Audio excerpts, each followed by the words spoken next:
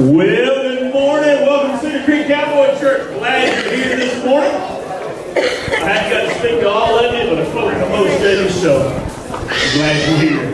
A couple of quick announcements. If we have anybody here that is going to Birmingham this afternoon, Pastor Matt would like you to stop and see him before you leave services this morning.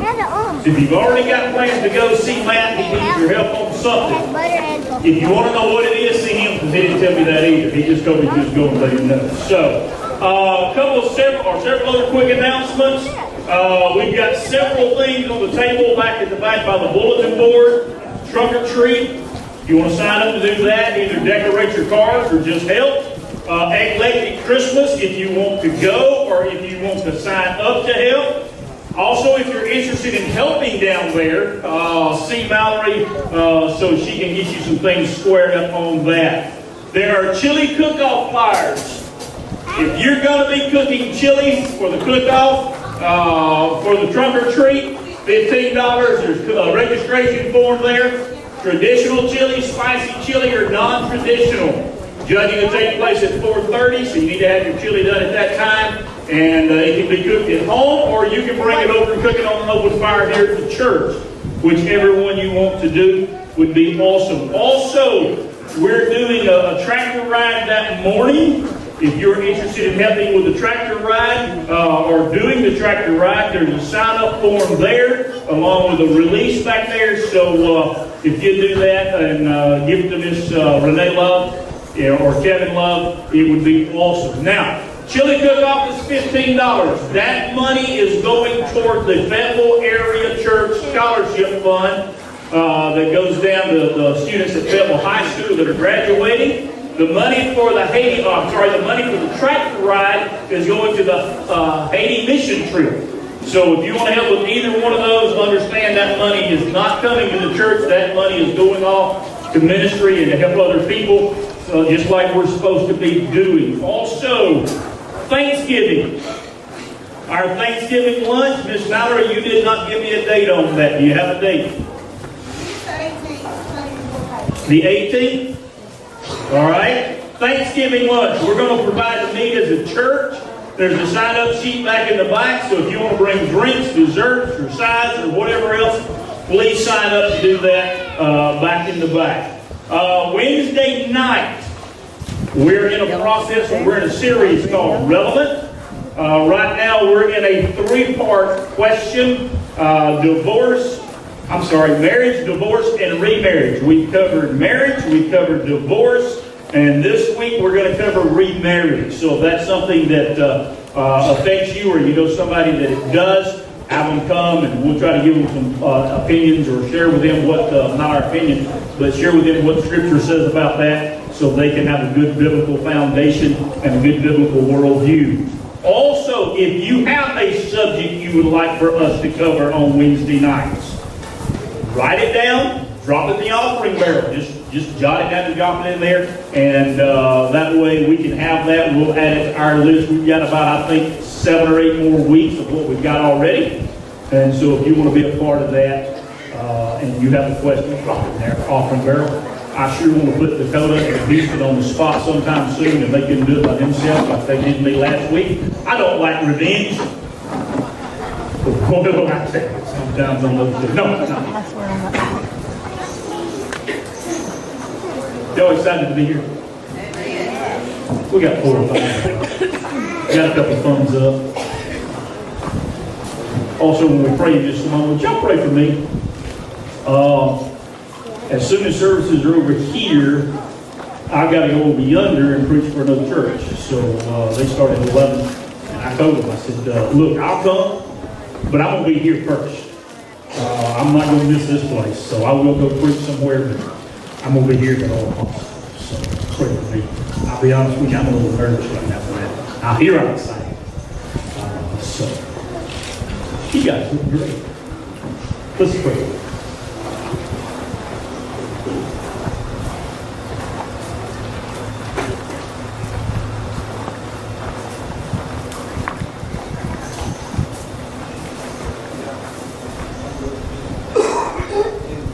I wonder if in the quietness of the moment, that right now you would tell God personally that if He'll speak to your heart, you'll listen and you'll obedient.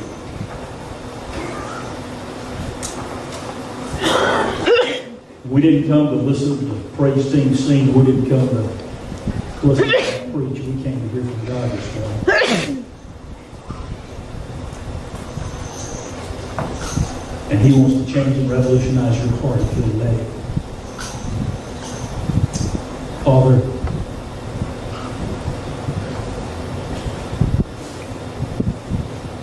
we're here before the Creator God of the universe.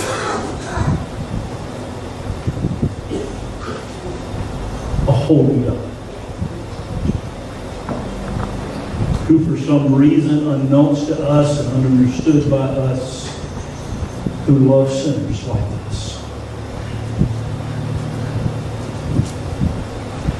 And Father, you've chosen that whatever you do in this world, to do it through people who are willing to be obedient.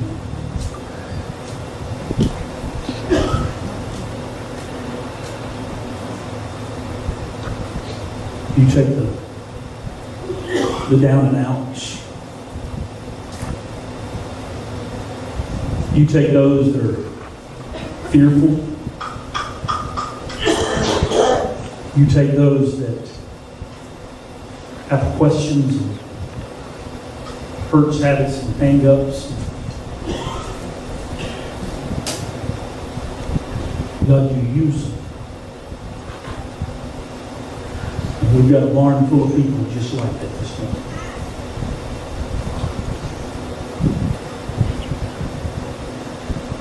But Father, we also know that you can't use us until our hearts are right with you. Until we're willing to surrender those things that hold us back, when we lay aside those burdens that so easily beset us before we go with us. So God, I pray for Matt. I pray that as you speak through him, using your word, that word would change us.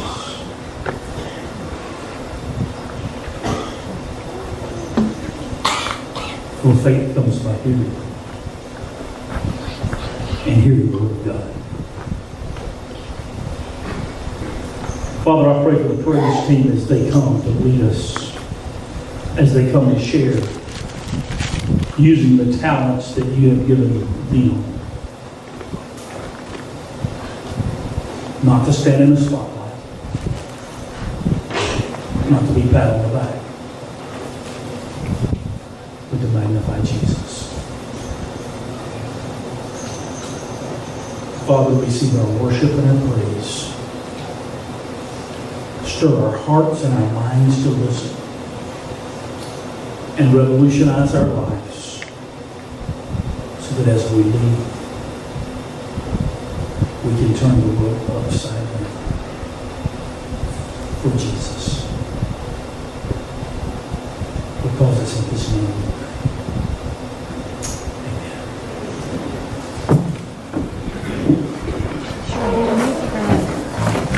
Amen.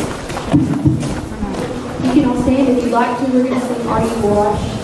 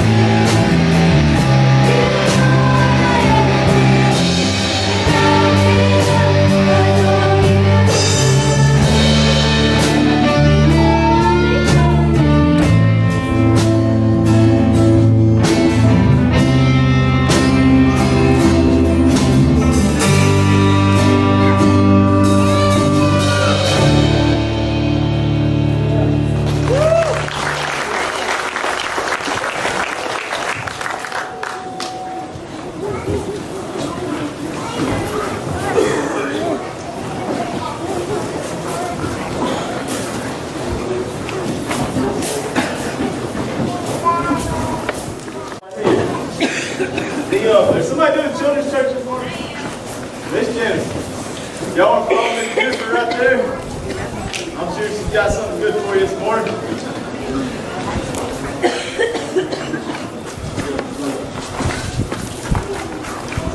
You know, people ask me all the time. They ask me if we ran out of money, or what do we do about this, or what do we do about that, because there ain't no sides on the barn. But I'm telling you right now, it ain't very many days, but days like today, I don't know about y'all, but I am so thankful there ain't no sides on this barn. It is, man. Goodness gracious.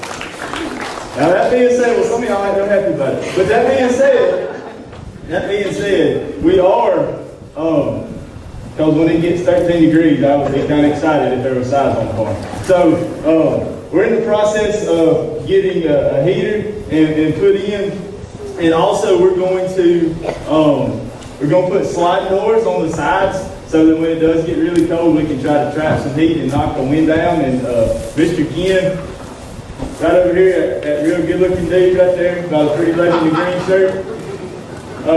If you want to see him after church, we're going to get started on that deal. And if you just want to help set some posts or hang some rafters or put some tin up or whatever, he's going to make sure that happens before it gets real cold. So if you'd like to help him out, you can see him after church this morning. Hey, let's pray real quick before we get started. Dear Heavenly Father, I just come to you, God, just in all. Man, just thank you. I thank you for an absolutely gorgeous day. God, those times like earlier in the week when the weather is devastating and it's rough and it's hard. God, I'm so thankful for days like today. God, I'm so thankful for you and what you did for us on that cross. God, I'm thankful for the people that are here this morning. God, I'm thankful for an opportunity to just be used by you. And I pray this morning that you get me out of the way, God. I pray this morning that my thoughts would not be mine, but they'd be yours, and the words that come out of my mouth would come straight from you, God, because I know that I can't help nobody. God, I just pray that you allow me to be used this morning just like any other tool. God, I pray for those that are sitting here that your word would speak to them, God. It wouldn't be me, that your word would speak to them, God. Would give them hope, would give them joy, would give them something to cling to when the days aren't pretty like they are today. God, I love you, and I pray. I ask these things in your precious name. Amen. See, that's what I'm talking about right there. That's all right. This morning, I do know this. I do know this. There's a lot of you guys that are here this morning that if me and you have a conversation or we speak, and I'm going to say, how are you doing? You're going to say, I'm good. But you're not. You're not, because at some point during this last week, or maybe some point during the last month, or maybe some point during the last year, or maybe several times during the last year, there's been circumstances, there's been situations that you've walked through, and so for you, it's not really good. And so this morning, you put on this air, this persona that everything's okay, and I'm going to make it through it, but you're walking around defeated. You're walking around beat down, and you got your lip drug out, and you're like, man, I don't know what to do. I want to have the joy that I know I can, but I feel so defeated. And you think about verses like in Romans chapter 8, verses 37 and 38, that say, no, despite all these things, overwhelming victory is ours through Christ who loved us. And I'm convinced that nothing can ever separate me from God's love, neither death, nor life, nor angels, nor demons, nor fears, nor for today, nor worries about tomorrow. Not even the powers of hell can separate us from God's love. And you hear those scriptures and you're like, man, I want that, but I don't. And I heard 3 little words about 3 weeks ago that really changed my perspective on things. And I'm going to share those 3 little words with you this morning. And I could really give, if that's you this morning, I can give you hope and I can give you an answer how to overcome that in about 45 seconds. But then y'all wouldn't feel like you got your money's worth, so you're going to have to hang out for about 15 or 20 minutes for me to get there. But I got to thinking about it, and I want to share a story, and I've shared this story before, and I even thought about a bunch of times, a bunch of other situations, but really, man, when I came back to this, this fits so much what God showed me through this. But I don't know how long it's been since Joel built his roping pen over there when we first started having church. There wasn't a barn there, it was just a roping pen, and it was just panels like we got, and so we were going to go over there and practice roping one night, and Kelly had bought this horse. And Kelly said that she wanted a horse that didn't run. Well, guess what? She bought a horse that they said wouldn't run. And so she was been over there riding, and this little horse was a pleasure horse, and he just walked around like this right here, you know. So she'd been riding and had her horse saddled up there, and we were getting ready to rope, and I had a big old gray horse, and I caught him, and I tied him up to the panels, and we were just socializing, hanging out or whatever, and I looked up, and my horse and my saddle and everything else is just going across the pasture. And I'm like, son, you know. So I said, Kelly, can I borrow your horse and go get my horse? She said, sure. So I jumped on Kelly's horse, and we were walking out through there, and the closer I got, the further my horse got away, and he kind of picked up this pace, you know, and so I seen him getting further and further away, and even though I realized he's surrounded by a 5-strand barbed wire fence, he can't get too far, but I wanted my stuff back, and I wanted him, and it's also kind of embarrassing, because at this point, there's a group of people there, you know, and you're like, this idiot can't even tie a horse up. I don't know if I want to rope with him, and so I got to save the day, you know, and so I'm riding Kelly's horse, and we get halfway across the pasture, and I realize my horse is moving at a rate faster than I am, so I asked Kelly's horse to run, and the lady said this horse don't like to run, it don't want to know but walk, and I realized real quickly why they didn't ever run this horse, because he didn't like to run, and the horse ensues to bucking, and so I just grab a hold of his mane with one hand, and I take my hat off, and I woo, and this son is bucking and jumping. I'm talking about NFR quality, and I'm just riding, and I mean, we're going all over the pasture, not towards the horse, but that's really not what happened. What really happened was he made about 2 hops, and he chopped my tail. He was grinding for everybody to see. So now, not only can I not tie my horse up, I can't ride a horse that was bought for a lady that just likes to walk. And as I was thinking about that, I got to thinking about something else. Every time, I've told you guys this before, I ain't no bronc stomper, I ain't no bronc rider. But every time that I've ever got bucked off a horse, there was one thing in common. See, because if I'm honest with you, when I jumped on Kelly's horse, I jumped on Kelly's saddle. And Kelly's a little bit shorter than that is, which means her legs are a little bit shorter. So I was riding with my legs jacked up like this, and when he bucked one time, it was like being on a trampoline, because when my legs straightened out, it just swung me. But why is it that I hit the ground in front of everybody? Why is it this morning that you feel like you're on the ground in front of everybody? Why is it this morning that your relationship has you like just distraught? Why is it this morning that your job has you in a place that you don't like being? Why is it this morning that maybe you check your bank account and it has you in a place that you don't want to be? And you feel like you hit the ground and you can't have the joy. You can't feel like you're a conqueror. You can't feel like you're more than an overcomer because you're on the ground. Why is it? How do we prevent that from happening? How do we get through those situations?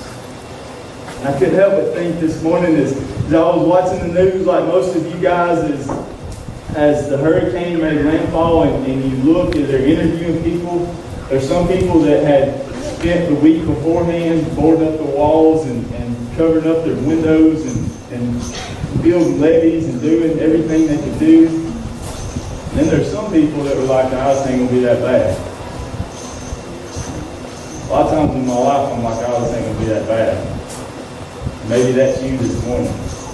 But I couldn't help but think those people that had took the time to board their walls, to build levees around their house, those people that had took the time, even, and then I'll tell you this, and I don't know, I was going to ask this morning, but Mr. Troy Jones, that sings for us a lot of times, his mom is 85 years old, and he put a picture on Facebook of her standing in her yard looking at trees, and I hadn't had a chance to talk to him, but I'm just assuming his mother at 85 years old lives in Fort St. Joe, weathered the hurricane by herself in the house. Because she was prepared. She was ready. And as I was thinking about that, I got to thinking about a story in Genesis, and I'm not going to go through the whole thing, but there's a story in Genesis about a man named Noah. And if you want to read later this afternoon or sometime this week, you can go to Genesis chapter 6, about verse 9 is where it starts. And so God comes to Noah and he says, "Hey dude, this is what's fixing to happen. Here's what you need to do to survive that." And so that's what Noah does. In verse 22, It says Noah did everything God told him to do. And when the rains came, when the storm in Noah's life came, he was prepared. And here's the other thing, and this is one of my most favorite verses, but so many times in my own personal life, I don't listen to it, I don't get it. But in John chapter 16, verse 33, it says, in this world you will have trouble. See, so many times as Christians, we're like, man, it's not supposed to be this way. It's supposed to be rainbows and unicorns. And God, I've been going to church, I've been praying with my spouse, I've been praying with my kids, and yet all this still comes at me. He didn't say, if you'll do all this meticulous stuff in a legalistic form or fashion, you won't have no trouble. In John chapter 16, 33, it says, in this world you will have trouble. But fear not, because I've overcome the world. But too many times I don't listen to that. I don't listen when the storms come, when things are, I don't even see, when things that I don't even perceive yet, they're not even fathomable to me for 2 years from now, from 3 years from now, from 10 years from now, things that are coming, I know that are going to come at me that I can't even see. How can I get through that? How can I get through when my spouse comes in and says she doesn't love me anymore? No, I haven't said that, but how can I deal with that? How can I deal with when your boss comes in and says, hey, we don't need you anymore? How do I deal with it when the doctor comes in and says, there's nothing I can do? How do I deal with life when it weighs me down and I don't want to be? I want to walk around feeling like more than a conqueror. I don't want to walk around with my lip running out. I don't want to walk around defeated and beat up and down and out. I want to be joyful. How do I do that? I can give you a list of 10,000 things. 10,000 things. But I heard a song about 3 weeks ago with 3 simple little words. But before I can share those 3 little words for you, I had to come back to this, because in my mind, in my life, no matter what I go through, no matter what I endure, there's a story in the Bible that kind of trumps everything. There's a story about a man that kind of trumps anything that I've ever had to endure. And it's in the book of Job. And maybe some of you have read it, maybe some of you haven't, but I'm just going to give you the paraphrase in Matt Knoll's version this morning. But in Job chapter 1, this is what it says. It says, there once was a man named Job who lived in the land of Uz. He was blameless, a man of complete integrity. He feared God and stayed away from evil. He had several sons and 3 daughters. I don't know why they put that. I mean, I don't know if that's a blessing or what. He had a bunch of sons and 3 daughters. Anyway, it said he owned 7,000 sheep and 3,000 camels and 500 teams of oxen and 500 female donkeys. He also had many servants. He was, in fact, the richest person in the entire area. Can you imagine? I mean, when I think of that, I'm like, man, he had it going on. He had it nailed. But once you get to the very first part, it says there once was a man named Job who lived in the land of Uz. He was blameless, a man of complete integrity. He feared God and stayed away from evil. Maybe this morning you feel like that's you. Maybe this morning you feel like you're striving with everything you've got to be blameless, to truly serve God in everything that you do, to try to point your family to Him, to try to point your coworkers to Him, to try to lead in everything you do back to God. So maybe this morning you're like, well, man, I've been doing it all. God, I've been doing it. Well, this right here says Job had 2. This right here says that Job was blameless, better than anybody else in the whole world. That this was the man that sought God in everything he did more than anybody else did. I don't know about you, but I can't say that. I know that there's a lot of you that are a lot better and a lot better at seeking God and pursuing Him than I am. But if Job endured it,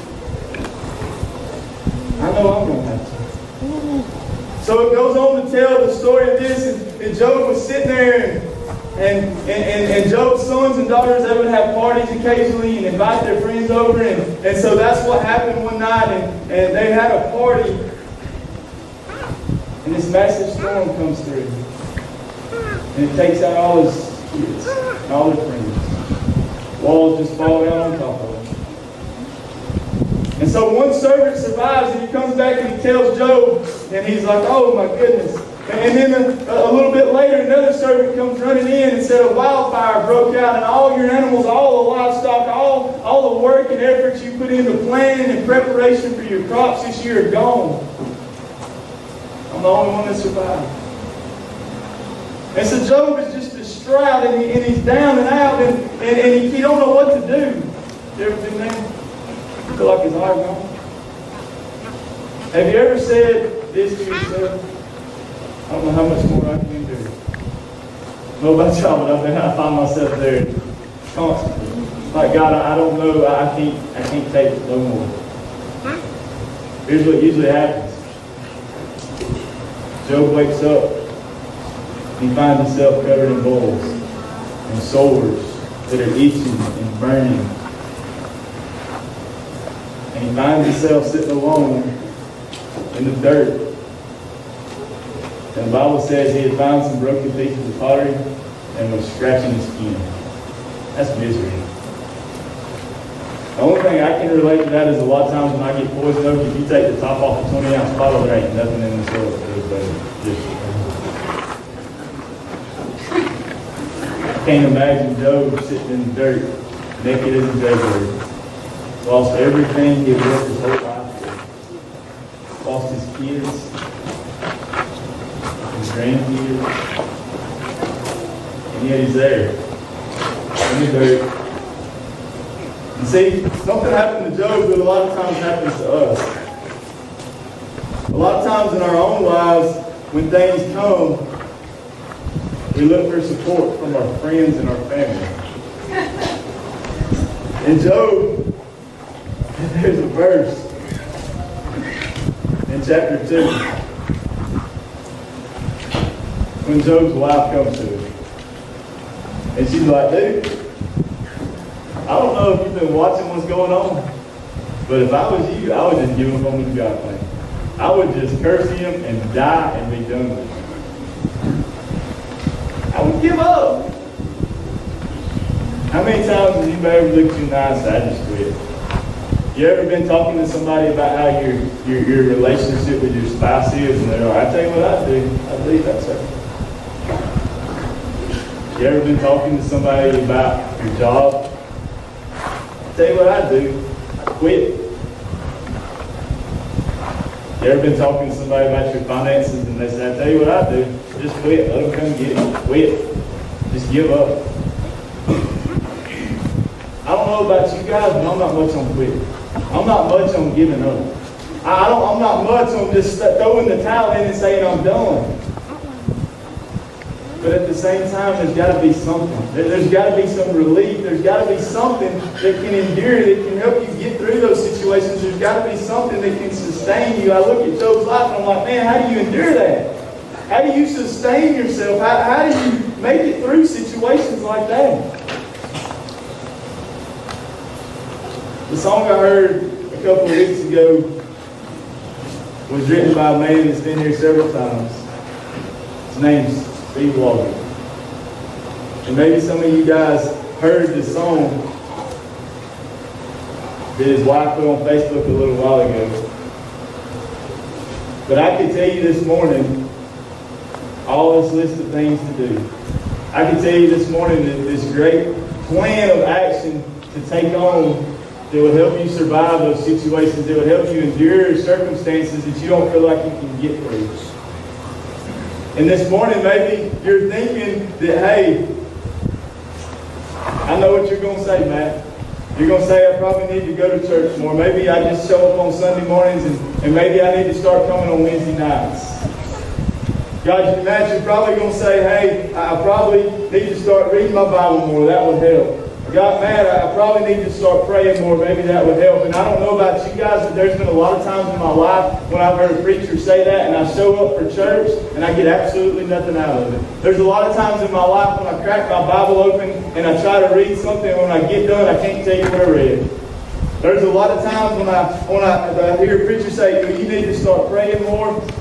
And so that's what I do. And I pray this prayer like I've heard people pray my whole life. And I get nothing out of it.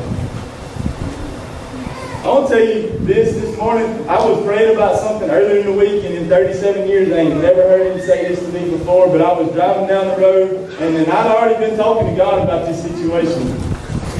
But I swear to you, as loudly and as verbally as I will have a conversation with any one of you when church is over, or I have had before church this morning, I heard God say, shut up.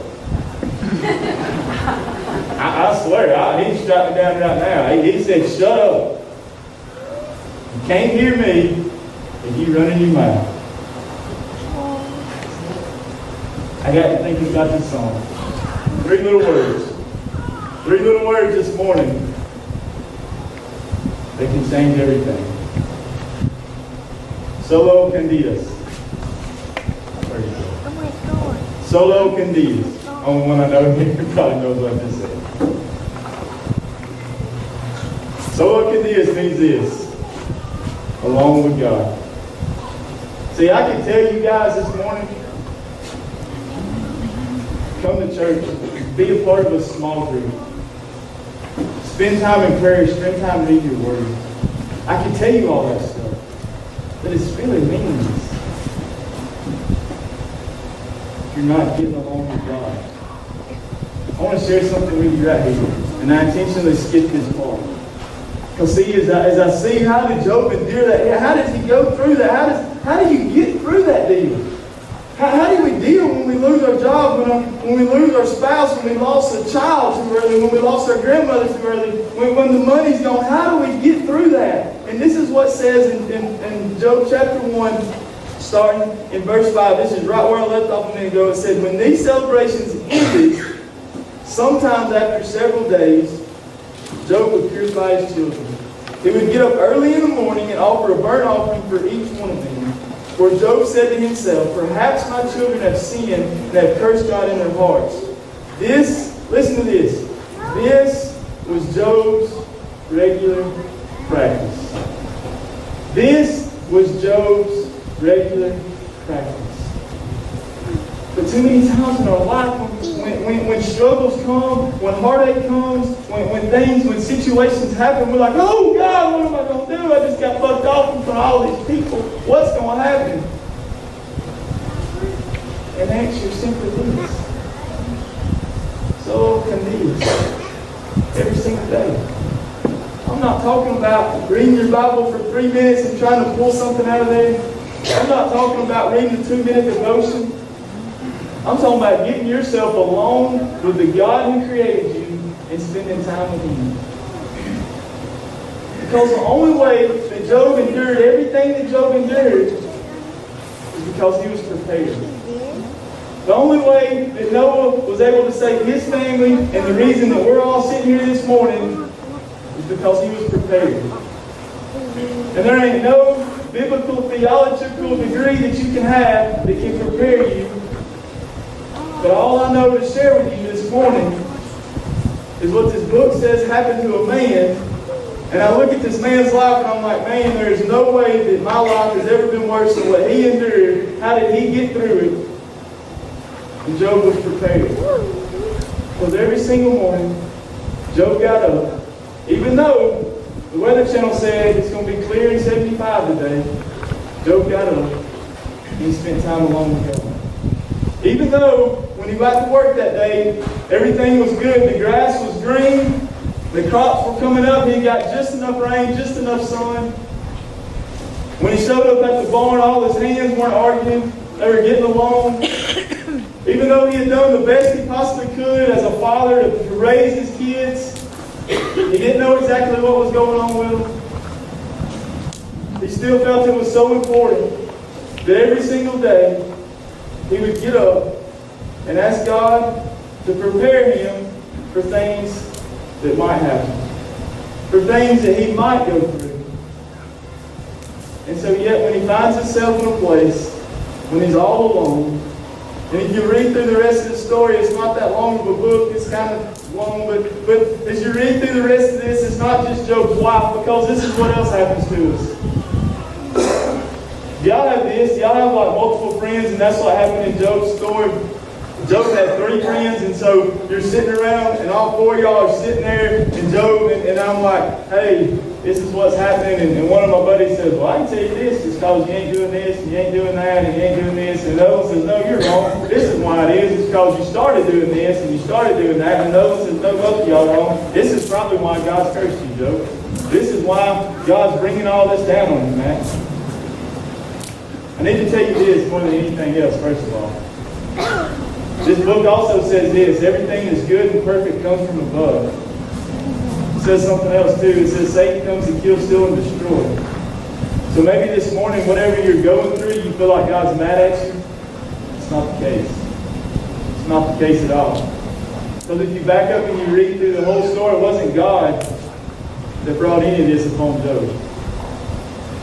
It was Satan himself.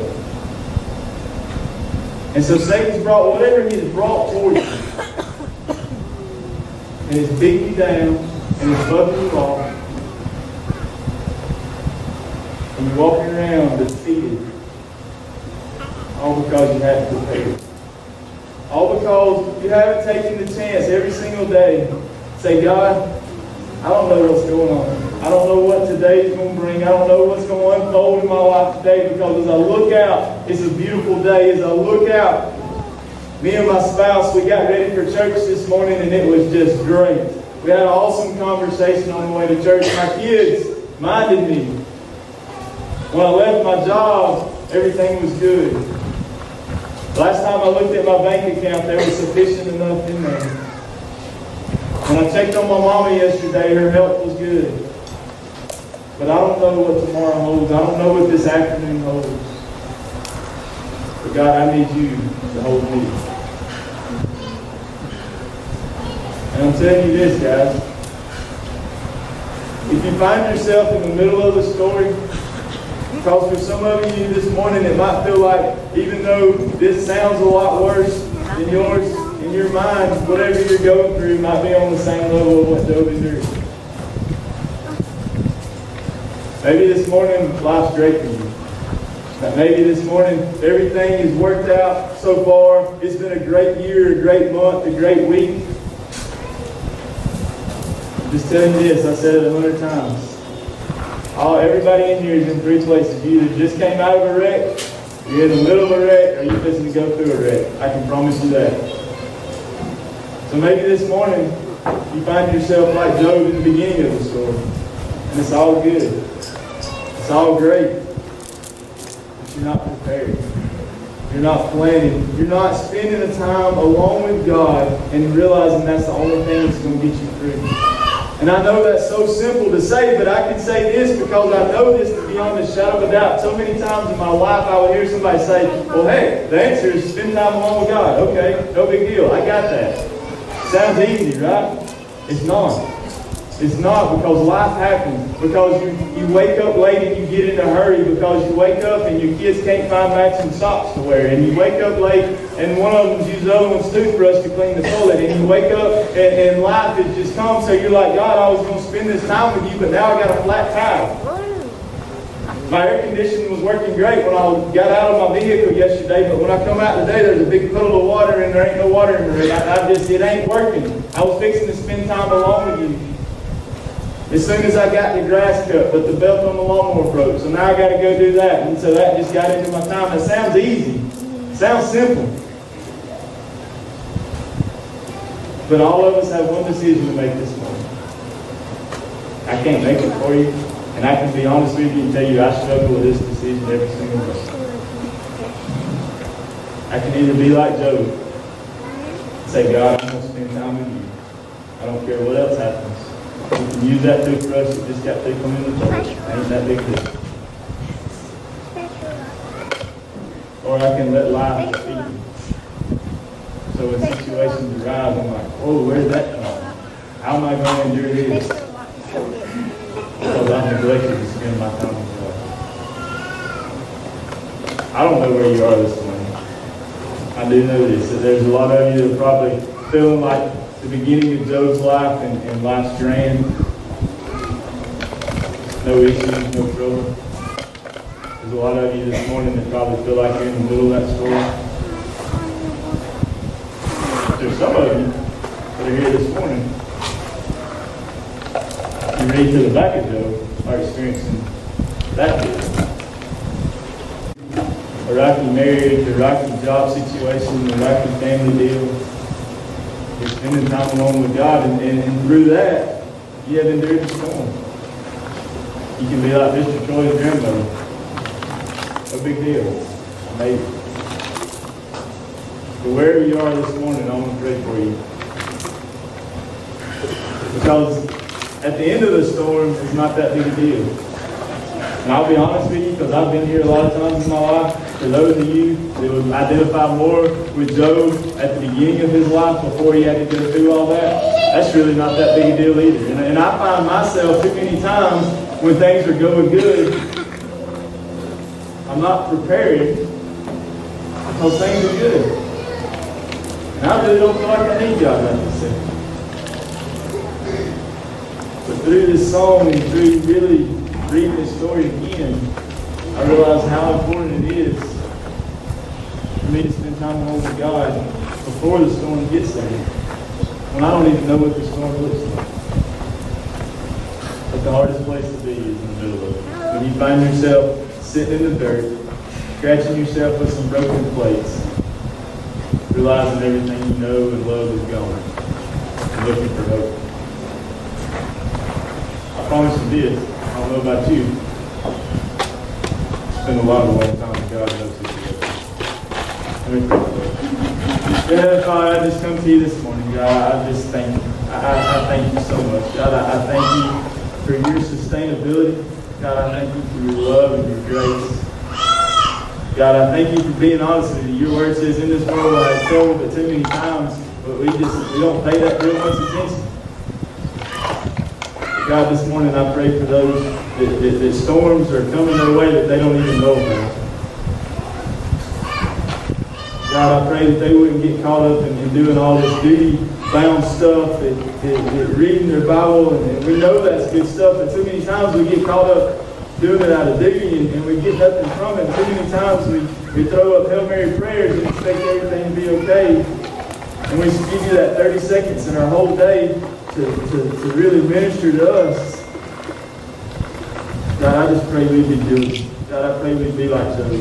God, that we would fall on our face every single day, get alone by ourselves without our phone, without a TV, without the hecticness of life, and get along with you. God, so you would have a chance to prepare us when storms come. God, I love you so much, and I praise you so much. And I ask all these things in your name. Amen. Hey, this morning all of the guys are gone somewhere, but maybe this morning you need somebody to pray with you. And Mr. David's got to go, but I'll be here and I'll hang around till 2 o'clock if you need to. But you guys have a great day, and we'll see y'all next time.